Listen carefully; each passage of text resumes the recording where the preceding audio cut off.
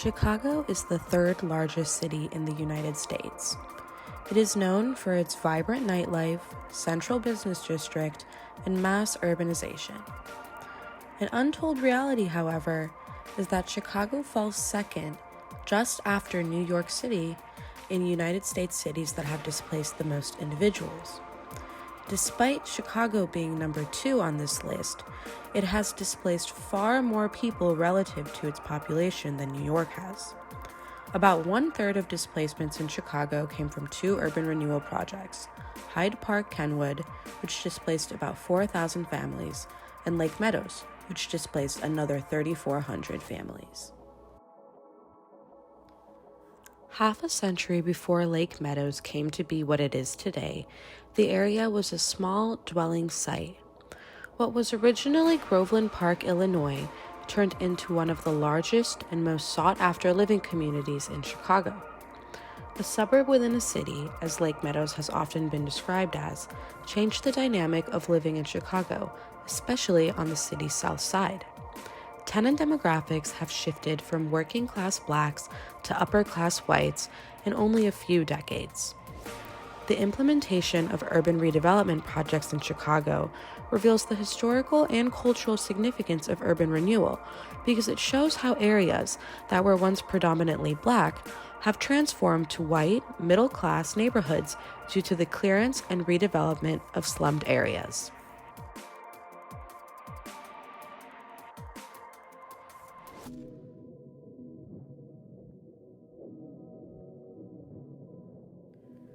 In 1947, Chicago Mayor Martin Kenley reached an agreement with New York Life Insurance Company to build the Lake Meadows development project on the near south side. In the year following the announcement of the building of Lake Meadows, New York Life also announced their plans for construction.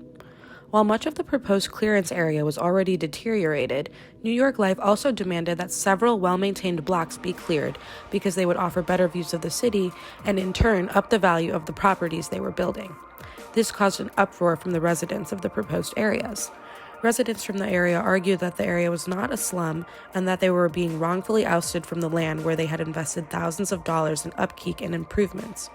The conversation of race was also brought up, as those protesting construction pointed out that 100% of the people forced out of their homes were black. Although their complaints delayed the project, it ultimately did not stop the clearance of the area, and New York Life continued to work to rid and cover the area of its previous identity. Once the Housing Act made federal funds available for urban renewal and public housing, cities across the nation began petitioning for the money. Chicago was amongst the first in line, seeking Title I aid for the acquisition and clearing of land for the Lake Meadows project and Title II aid to build public housing for those displaced. Their total awarded funding breached millions of dollars over the entire course of the project, but was mostly developed with private funds. This project is known as the largest urban redevelopment project in the United States to exist that was developed with private funds.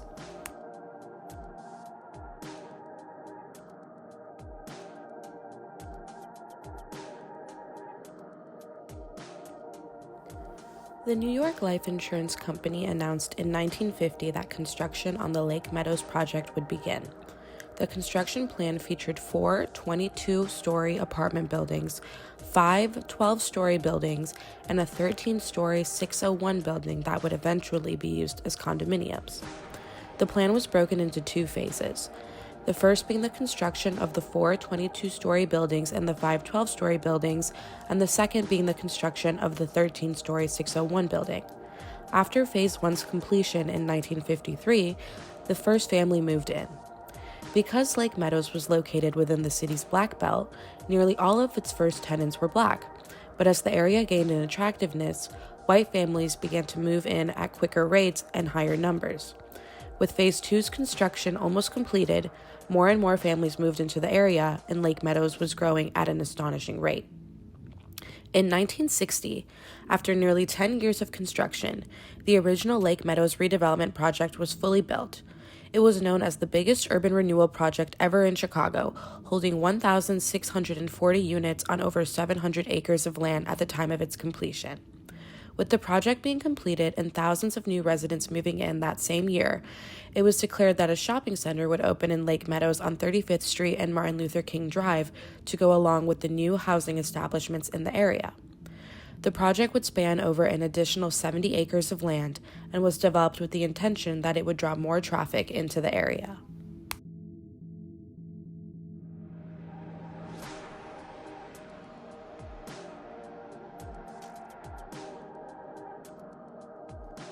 In 1969, Lake Meadows was sold to real estate and mortgage firm Draper and Kramer. This firm was already the owners and developers of Prairie Shores, a different development nearby, almost as big as Lake Meadows, which held outstanding success. Draper and Kramer discussed their plans for expansion over the following decades. The firm announced their plans for a second transformation of Lake Meadows in 1997. In which they were to build 330 new townhomes and single-family homes on the already existing property. The first phase of their second transformation was known as the Park Townhomes of Lake Meadows. This phase included the first 39 townhomes of the projected 330 to be built on about 100 acres in the already existing Lake Meadows development. After completing their second transformation of housing, the focus was now shifted to renovating and expanding the original shopping center of Lake Meadows. Between 2013 and 2015, Draper and Kramer worked on Phase 1 of their shopping center renovation. This included modernizing an existing space, as well as adding a 40,000 square foot LA's Fitness on the property. In 2017, Draper and Kramer obtained permits to continue with their next phase of the renovation of the Lake Meadows Shopping Center. These permits would allow the construction of an additional 11,500 square feet of retail in the shopping center, renovation of the Jewel Osco grocery store that already existed, and the opening of the town's first Culver's fast food chain. As the area continued to popularize, it was constantly being renovated and expanded. At the end of the completion of the second phase in 2020, more was built than originally planned. Along with the 11,500 square feet of retail, the grocery store renovation, and the Culver's, there was an additional 6,500 square feet of new and renovated retail space, as well as a Taco Bell, Wingstop, Pizza Hut, and hair salon.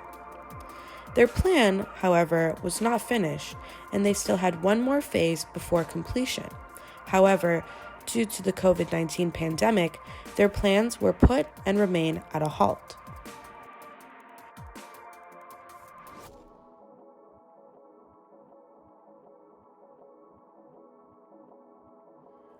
Today, demographics for Lake Meadows are much different than what they were when the project was first completed.